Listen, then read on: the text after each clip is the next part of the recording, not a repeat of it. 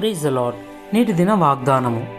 నీతిమంతులు ఖర్జూర వృక్షం వలె మూవవేయుదురు, లిబానోను మీది దేవదారు వృక్షం వలె వారు ఎదుగుదురు. కీర్తనలు 92:12 దీన్ని ఆత్మీయ ఎదుగుదలతో పోల్చి చెప్పాలనుకుంటున్నాను. ఇశ్రాయేలీయులు వారి విశ్వాసంలో కానీ ప్రవర్తనలో కానీ ఏమాత్రం ఎదుగుదల చూపించలేదు గనుక దేవుడు వారిని బట్టి సంతోషించలేకపోయాడు.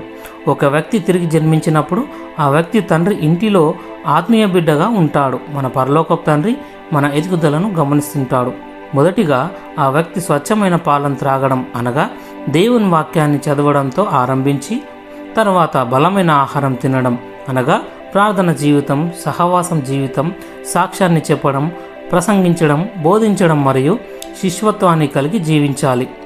నా ఆత్మీయ జీవిత ఎదుగుదలను బట్టి నా పరలోకపు తండ్రి ఈరోజు ఎంతగానో ఆనందిస్తున్నాడని చెప్పగలను.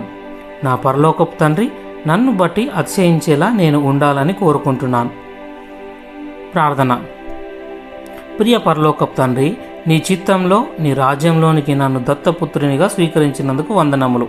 ప్రతిరోజు, ప్రతి నెల, ప్రతి సంవత్సరం చివరికి నీ రాజ్యంలో ఉన్నంత వరకు నేను ఆత్మీయంగా ఎదిగినట్లు కృప చూపించుమని యేసుక్రీస్తు నామంలో ప్రార్థిస్తున్నా తండ్రి. ఆమెన్.